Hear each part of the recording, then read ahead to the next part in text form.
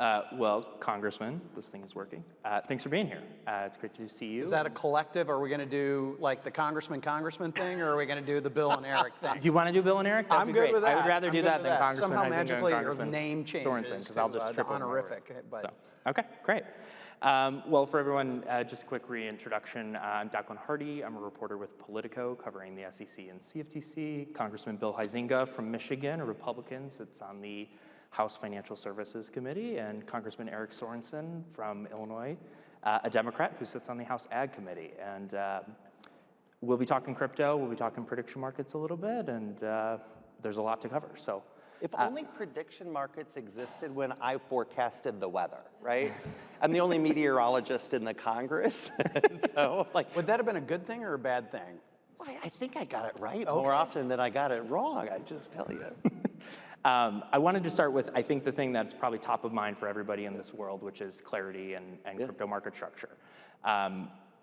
Midterms are right around the corner, obviously, and I think it's pretty clear that time is running short. The clock is ticking pretty loud. And I wanted to just ask probably the biggest question, at least from where I sit, is what are you guys thinking about the odds of passage as it sits today on June 16th, I think, at 4:20 p.m.? Want me to go first? Sure, I think we might have the same answer. Well, the House and the Senate have been working in a cooperative manner, check notes, on all issues. No, look, there is some really good news in that there was a lot of bipartisan support built in both chambers. I would be lying if I didn't say, the House moved a little quicker. We thought we had a really good product. But look, Cynthia Lummis and people like that and I have been working together on a lot of these issues over years. And it just takes time to build that consensus. It sounds like we're there, right, with Senate Ag and Senate Banking moving forward. They just got to get those things unified. Obviously, the devil's always in the details, so we'll be taking a look at it. But we're really on the cusp of it, and I think that's the important message here is we're advancing the ball in a very positive way that is going to bring clarity.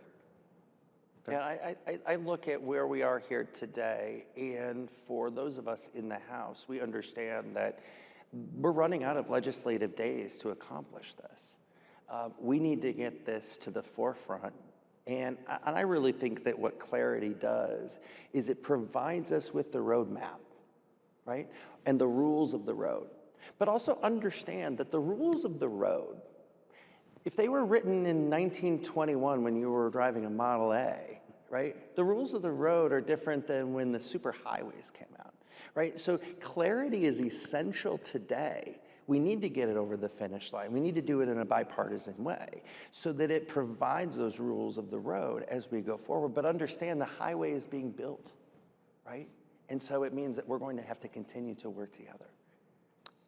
Okay. You don't seem really satisfied with that. Well, you want more fireworks? let's throw some numbers out. Okay. Let's throw some numbers out there. What? Prediction market on passage of clarity. So what's the over-under on this going long today? I'm just curious if anybody put any bets on that or not. But look, I think in all seriousness, it's fascinating to me, and maybe because I'm not quite a boomer, but I'm definitely, I'm 57, so I'm on that edge, and my 29 down to 19-year-olds all think I am kind of that boomer. It is interesting how people's opinions that they're willing to put very little amounts of money down on suddenly become reality, right, for some folks. And look, you're starting to see it in politics where it's like all these little mini bets that are happening to try to boost somebody's numbers and all the other stuff. And so it's, we're not really looking at a commodity or a security here, but I do think that there is a need to address some of the not maybe as of yet, massive abuses, but what kind of could happen with this? And I don't know. This is we're definitely plowing some new ground. And I think we should make sure that we're protecting our constituents, and we want to do that. Yeah. Right? Protecting constituents isn't a Republican or a Democratic idea. We want to make sure that we are doing right by them, but then also making sure that the fraud and the abuse, that there is the overseer. Right? So when you are going to break the law, you're going to be found out. And look, I mean, I think about the people in my district and in Bill's district too. I mean, Americans today are working as hard as they can, right? They're working as hard as they can to get ahead. We are trying to make sure that we're doing what's right, so they're not going to get duped. Okay, fair enough. Getting back to clarity. Yeah. So, Bill, you talked about this at the top, the relationship there between financial services and banking. Been a little frayed. You guys just had this great housing deal just come out today, so kumbaya. How is that dynamic right now? And I guess for folks in the audience, how should they be thinking about what that all means for clarity? Check notes. The House and Senate have always been working in a cooperative manner on all, again. Look, I think specifically on the housing, this is fascinating to me. I mean, we built a massively bipartisan product with Maxine Waters, French Hill, myself, other leaders on the committee that would struggle to agree that today is Tuesday, normally. Because somebody has to be offended that we're using the Gregorian calendar, right, these days. But to come out with 396 votes for something and to have bipartisan opposition, that's a big statement. Well, the Senate flipped that around. Would also point to their big majority, bipartisan majority that voted for it. I think what the House has been trying to do, though, is really try to move it into some areas where we think it will benefit housing, effects of housing. That's actually my background. I'm a third generation sand and gravel operator. Family's been in construction. I've been a developer, realtor. When I graduated my also employable political science degree, that's what I ended up doing full time. Apparently no other poli-sci majors in the audience. Don't worry, there's no meteorologists here. Guaranteed. But look, we have to approach this in a multifaceted way, in my mind. And does that mean we have to get everything in there? No.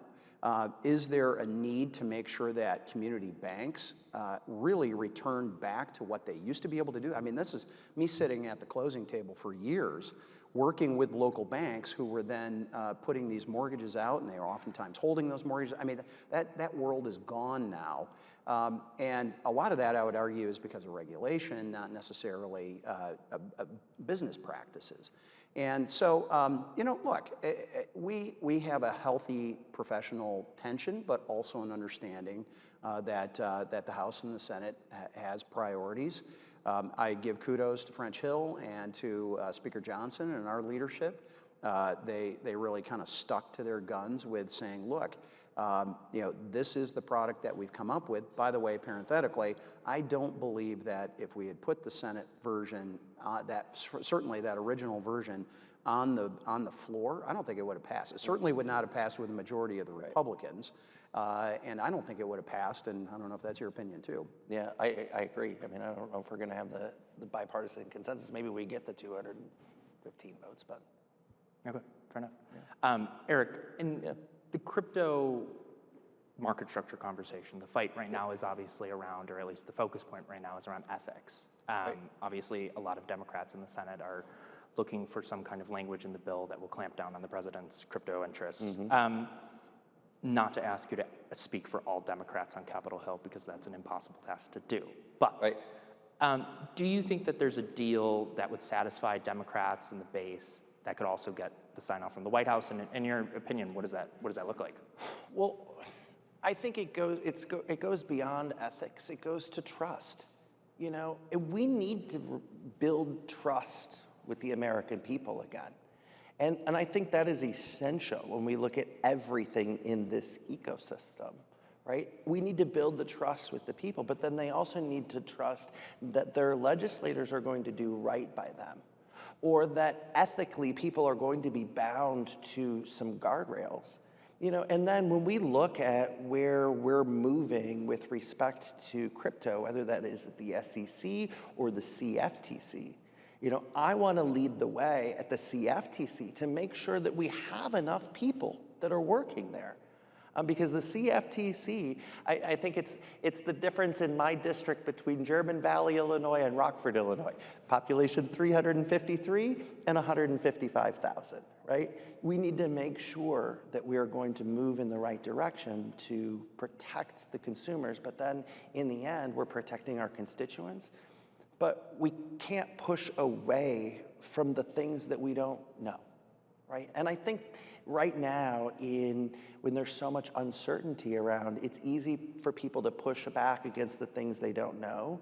And I think that's where clarity comes in, where we can start to say, these are the things that matter, these are the things that we're going to protect, and these are the things that we're going to champion. And so going forward, I think ethics is really important, but it also has to be coupled with trust. Okay. Bill, I'd ask the same question of you, and I'm curious particularly in the light of 2028 is not that far away, right? There's a Democrat that could come into the administration in 29. How are you thinking about the longevity and the importance of ethics with that in mind? Ethics is awfully broad. I think we're talking here specifically about narrowing down what people can and can't do within certain markets. We live with that. We have the Stock Act, for example. Frankly, I'm one who has voted to ban all stock trading by members of Congress. In fact, when I came into Congress in 2010, I actually sold all of my publicly traded stocks. I knew I was going to be on the Financial Services Committee, and I didn't even want to have that appearance of a conflict.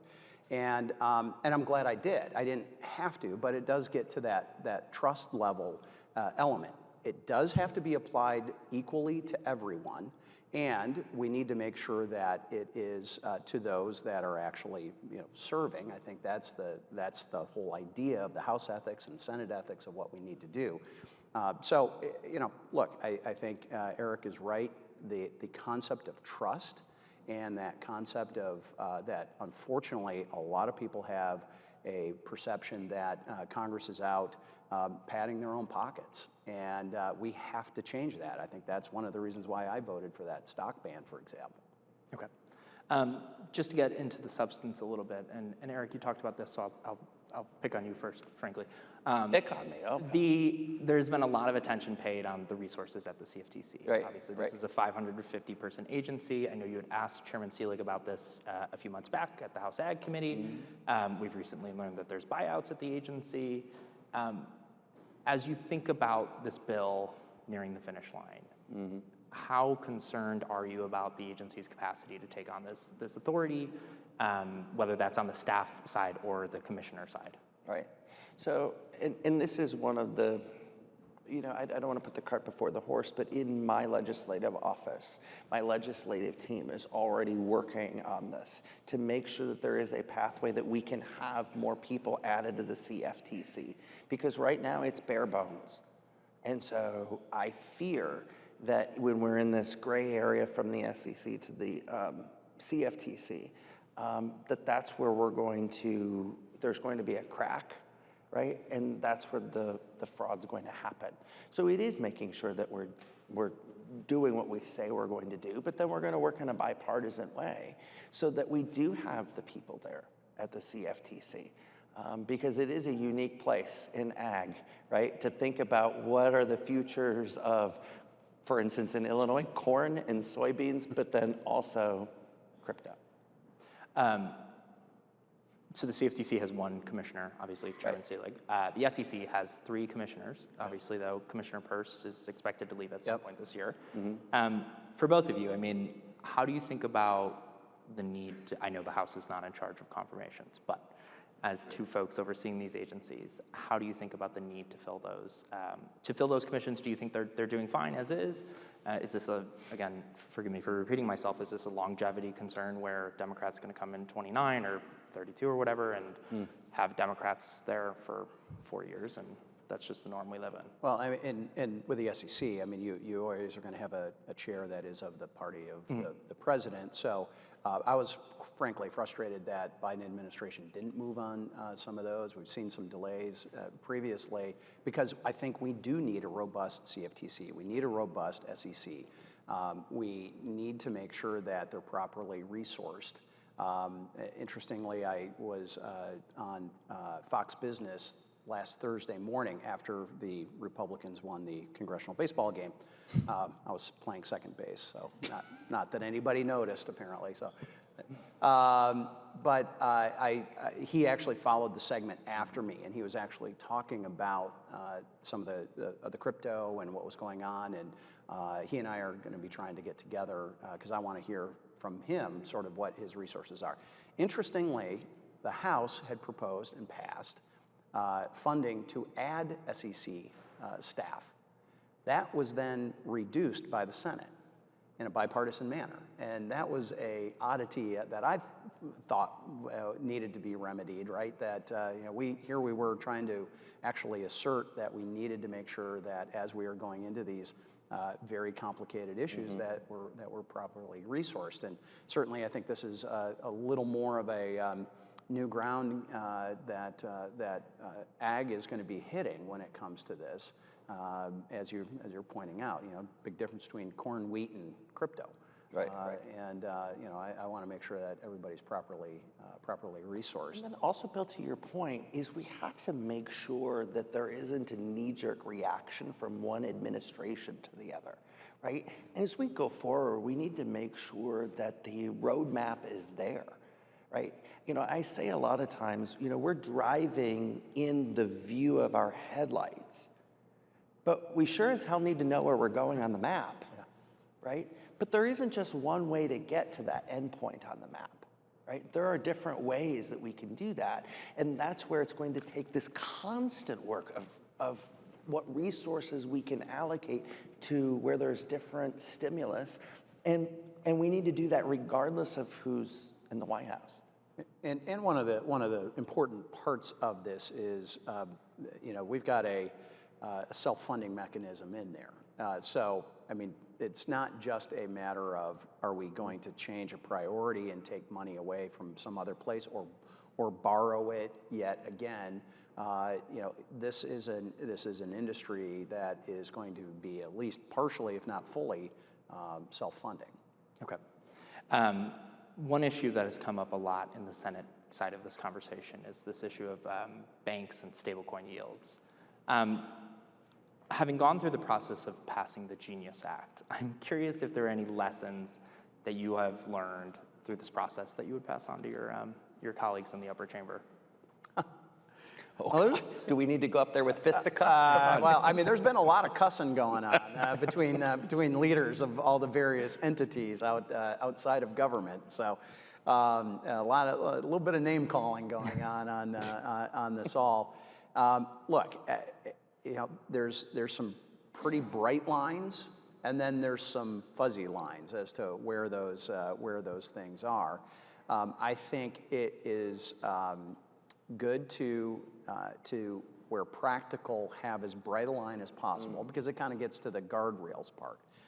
What I think, at least for me, I won't speak for Eric, but he probably would agree with this, as policymakers, we then have to make sure that we're not stifling innovation as well, because we can get too prescriptive and suddenly, for whatever reason, well, the reg says you can or can't do X, Y, or Z. Well, maybe if the reg is quiet and silent on something, then people can think differently about that. But I think it's pretty clear that there can't be an instrument of, quote, interest, just as you put it in as a quote deposit of some sort. That there's yet at the same time there's an argument for saying, okay, how do you end up using these as rewards? Really, I think that's the distinction a lot of people do. And as we go from genius to clarity into whatever is next, it's understanding that we're writing the rules of the road when the superhighway isn't built yet, right? And so we don't know everything. We need to put those guardrails in perspective, but then this is something that Congress always fails to do. We need to go back and see what works, what didn't work, how do we make it better? And so that's where I hope as we go forward, we're going to have those thought leaders, Republicans and Democrats, that will be able to come together and say, how do we make this better? Maybe to answer your question more specifically is, my counsel would be, if you were asking me, Chair Scott or whoever else, let's make sure that we don't get so prescriptive that we choke off innovation. Right, I agree. On that point, so between the bank's concerns about the stablecoin yields, we recently saw CME have some concerns about these perpetual futures that were approved by the CFTC. A number of trading firms have raised concerns about tokenizations. I think we're seeing a trend of traditional finance freaking out a little bit and looking at this and going, whoa, whoa, whoa, this is a lot really fast. From just a philosophical level, maybe Eric, to start with you, how do you think about balancing that? How do you think about balancing the concerns from TradFi about the potential risks here and the dangers of approving these products very quickly with the need to, as you both just stated? I think when you look at perpetuals, forgive me, I'm going to go back to the highway metaphor again, right? So this is the spaghetti. Are you on transportation? Oh, I should be. So, all right, apparently not enough coffee has been served out. Okay. Come on, we're here all night. All right. So here's the thing, it's spaghetti junction, right? We have to make sure that we're going at the right speed coming up to this loop ramp, otherwise we're just gonna sail right off of it, right? And so it's a complex issue, and it's going to take, there isn't $1 million answer, when it comes to, these perpetual, but I really think that we need to pump the brakes, make sure that we're entering the exit at the right speed. I mean, clearly, Mr. Duffy here, we're in Chicago, and Mr. Duffy expressed himself robustly, shall we say, about this. And look, I understand it. I mean, change is hard, and especially when you are a highly regulated entity. We see this in banks all the time, right? And whether it's in banking and insurance or in the commodities and all the various trading floors, there's the speed of government, there's the speed of business, and then there's the speed of tech. And tech is moving so fast in so many different areas, and there's so much coming at them. Yet here we've got the speed of government and the speed of regulation lagging far behind even where business is. And so I think that's where it gets awfully scary for a lot of people. I get that, understand that, empathize with that, but know that we've got to balance that with the innovative side of it, and making sure that the direction that not just that a market, the mythical market, it's not a myth, but the market is sending a direction. It's also constituents and folks that are out there trying to utilize some of these newer tools, because accessibility is completely different with these things, just completely. And we're no longer sending over paper tickets and waiting hours if not minutes to clear something. I mean, it's just things are instantaneous or near instantaneous. You mean you're not writing checks? I'm a Luddite. I'm that old. Come on, you're not that old. Yeah, my kids are like, "What's a checkbook?" Right? But no, I got my Venmo too. Okay, so to pivot slightly with the few minutes we have left, I wanted to talk prediction markets, and maybe just to make this a little personal. I wanted to ask you. I mean, there's dozens of people in this crowd here. Any one of whom could be betting on either of your re-elections this fall. How do you feel about that? How does that? How do you think about this new paradigm we're in, where that is a reality that folks like yourselves are having to deal with, but also, Bad Bunny and his backup dancers, as everyone likes to talk about. Mm-hmm. I go back to the fact that I wish the prediction market would have existed for me as I'm predicting the weather. But also I will say, and not to go off on a tangent, as a meteorologist, I do want to know who's betting on the hurricane hitting in this one spot, but then I want to know the value of these people, if they're accurate or not, because then there's data on the other side of the prediction market, right? I want to know who's accurate, so then we can utilize that in a real world science setting, right? But then also, when it comes to prediction markets, we need to make sure that the people who are the decision makers in our government do not have the ability to make money off of their decisions. That can never, ever happen. And it worries me today that we have people in our government today that are getting rich off of decisions where I serve on the House Armed Services Committee, that are getting rich off of the decisions that we're making with our military. Not only does this just put the worst taste in my mouth, but it's wrong. We should be able to call that out as being wrong because we work for the people on Main Street. We work for the people who are struggling today. We don't work for the people that are going to just do these get-rich schemes even if they're in the highest levels of our government. I would say that goes not just for elected officials, it goes to senior staff. Well, look, we saw an example of this when you had guys that were part of the raid on Maduro betting when the raid was going to happen. Example. Well, you probably got some insight, right? You know, and that is completely wrong when you've got the ability to really cheat a market like that, right? I mean, it's I don't want to bring up Trading Places. Apparently, you're all way too young for Eddie Murphy. Okay, there we got a couple of hands up. All right, okay, good. You know, we're going to go to orange juice futures. You know, but when you've got, there's a reason why insider trading is not allowed and it's banned. And by the way, a number of you are going to look up Trading Places now after. So, but there's a reason why that was put in place. And there's good reasons why that was put in place. And I think this is part of that exploration of the bounds of where this can go, right? And it's a little hard when you can't take somebody's license to trade away, or you can't take their license to operate, or their way that they're making money. You know, in what would be the conventional financial services or trading world.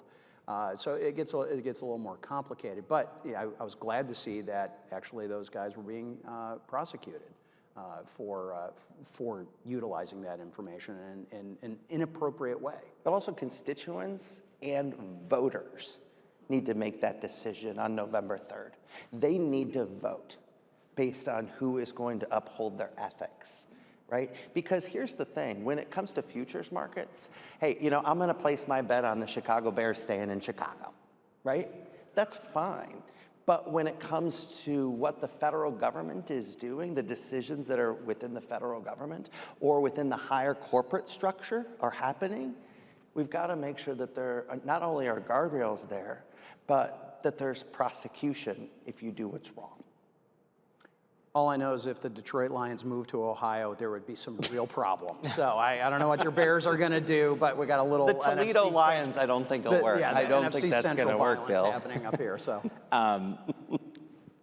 Do you view it as gambling, though? I mean, when you look at these things, and to take your point, I mean, there's obviously a difference between betting on the capture of Nicolas Maduro versus betting on, are the Bears going to move out of Chicago, are the Cubs going to win tonight, or are they going to continue to suck, much to my dismay? Okay, but there's a big difference between the Bears and the Lions playing a game. Sure. And having someone that might have information that indicates that the Bears are leaving and going to Indiana, right? I think most people would recognize that there's a significant difference there. To me, one of those is taking an educated guess and it's entertainment. The other one, that could be problematic. And you know, if it's just me as a casual observer, and I'm throwing that out there, I'm now suddenly at a disadvantage versus someone who has a family connection, who's hearing about the bid, who's hearing about you know, the likelihood. I mean, that's the kind of thing that I think we need to address somehow. I don't know that anybody has the answer. At least I haven't figured it out yet. But those are the questions I think we need to be asking. And we need to make sure that the same standards are there, whether, you know, you're buying stock on, you know, the NASDAQ or the NYSE or in the Chicago Board of Trade. versus prediction markets. We need to make sure those guardrails are there to protect the consumer and protect our constituents.